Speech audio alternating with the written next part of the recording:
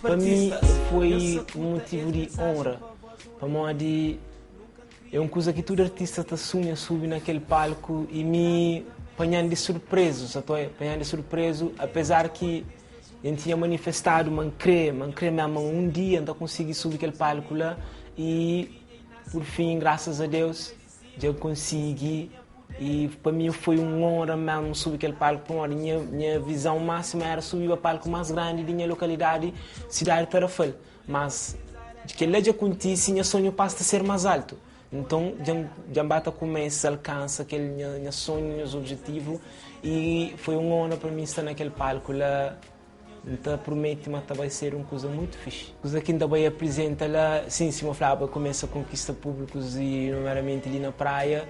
Já começa a ter show na universidade, as pessoas até começam a gostar mesmo, a sério. E que é motivo para a gente, cada vez mais motivação para fazer. E coisa que isso também mostra em ritmo mesmo, um hip-hop clássico, e destacar mesmo a nível de intervenção social e força para os jovens.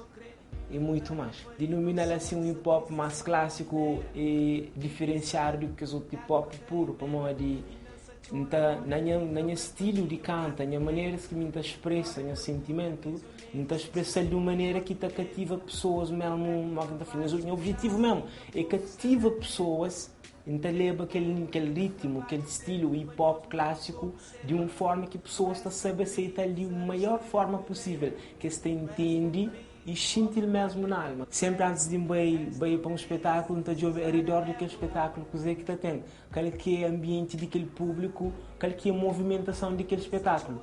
E lá na Gamboa tem de variados faixas etárias e pessoas, tem camada jovem, criança, até adultos mais grandes, pessoas de classe, pessoas profissionais, pessoas normal, e tem tudo qualidade de pessoas. É um festival que dá uma show, pessoas que estão também que os artistas de nível mais alto, portanto, aquele é o motivo para de uma forma que também transmite tudo o que ele sabe de maior forma possível que ainda consiga destacar entre os artistas mais grandes, artistas de nível e qualquer tipo de artista que está naquele palco. Quem que consegue ainda me de indiferente, um rapper de intervenção social de hip-hop clássico lá de Tarrafal, e para que as pessoas que conseguem e que também para que as pessoas que querem conhecer essa é a oportunidade onde que lá também concentra pessoas.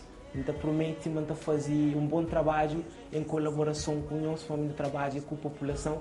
Por isso também pedimos que nós que lá também ser mesmo fixe, então promete agradar a nós com coisa que isso também leva.